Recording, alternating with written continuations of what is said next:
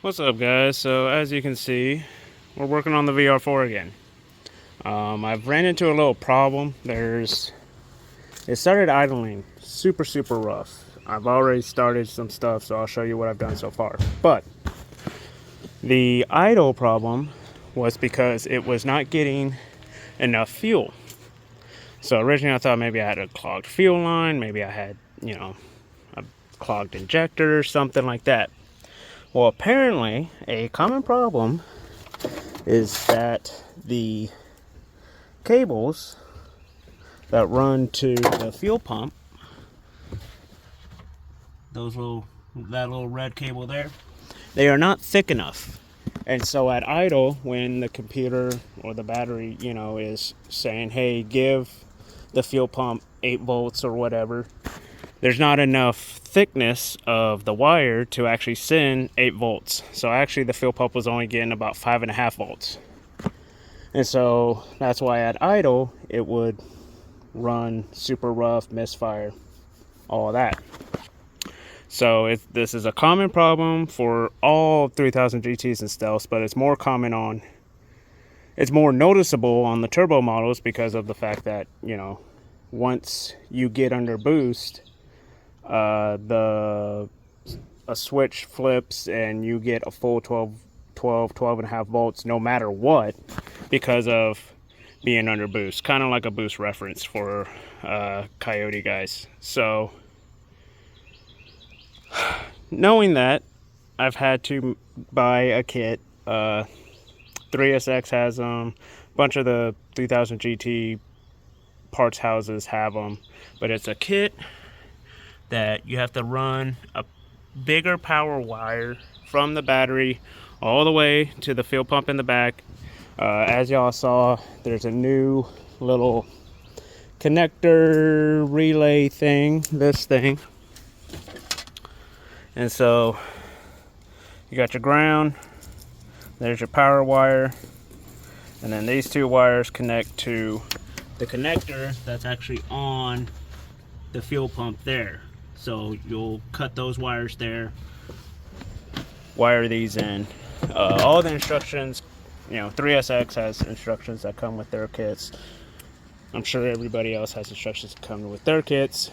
The biggest problem for me was running this fucking power wire from the battery all the way to the trunk. Now I have found, as y'all can see, I've had to take off the wheel and the fender liner because the wiring harness that goes to the fuse box runs right through this little hole here in the fender. And this wiring harness actually goes all the way through the fender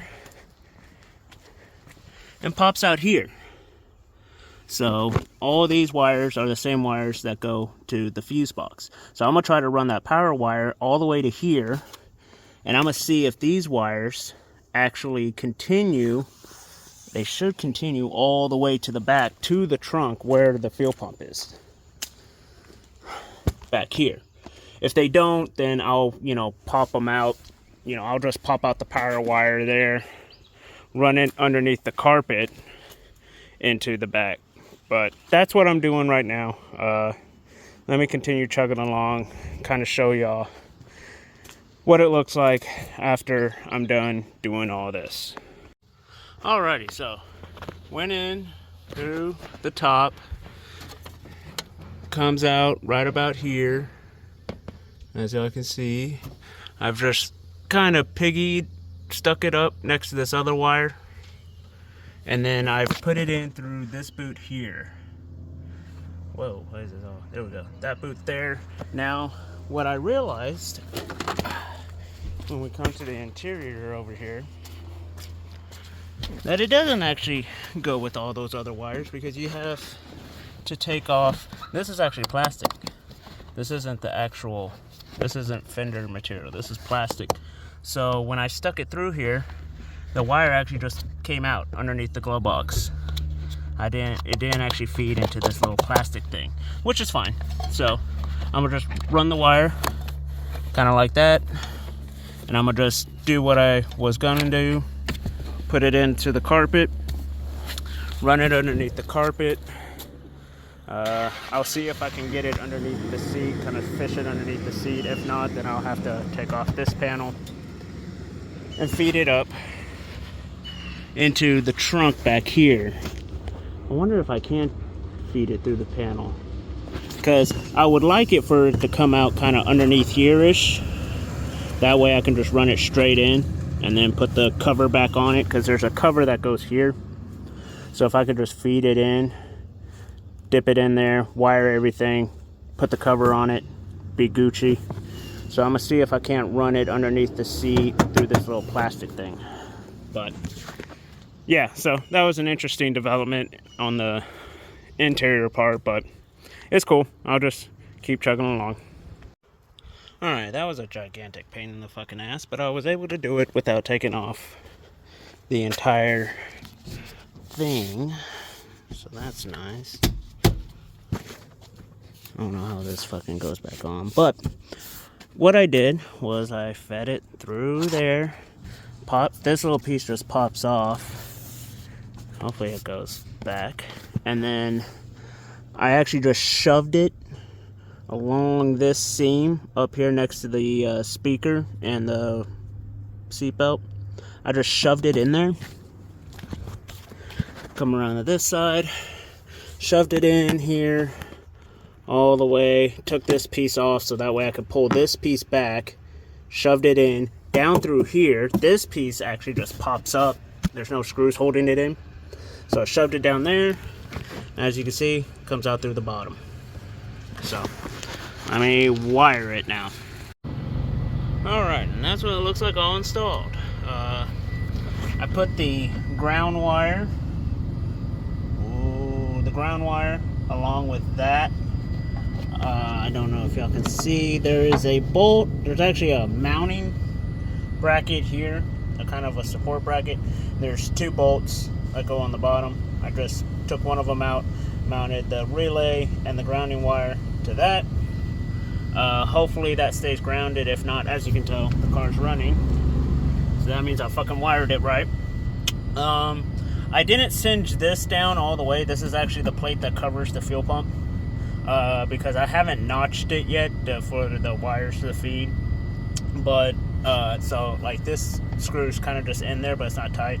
The rest of them are tight, so as long as I don't have them, you know, crossing wires or nothing, I should be good with that kind of setup. But yeah, that's the install. A Hotwire kit for the fuel pump. I still have some type of I don't know if y'all can hear it. Somewhere in this area I have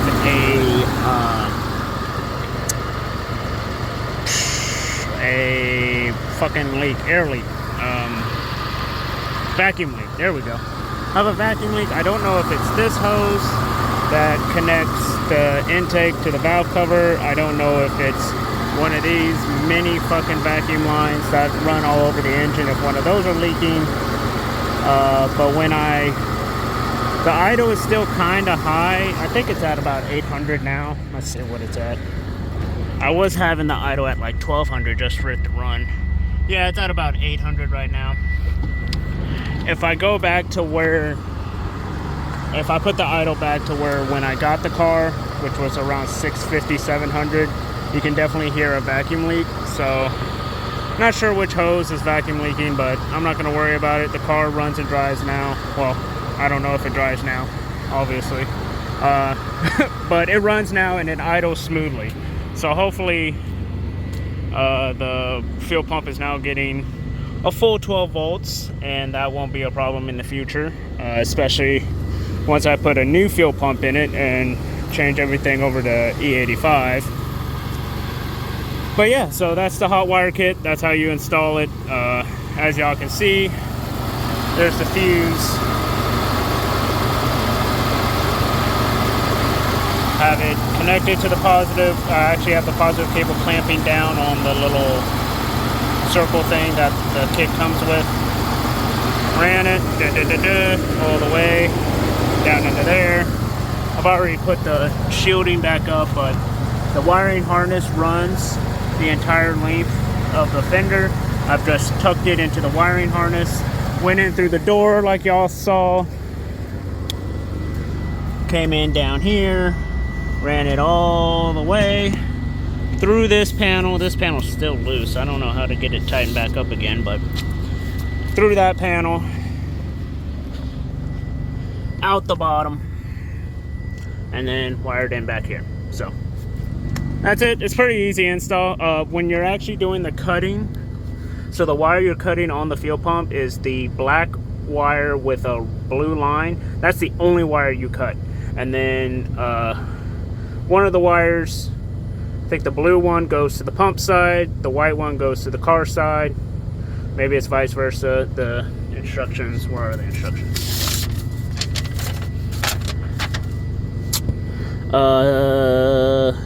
So yeah, blue one goes to the pump side, white one goes to the car side.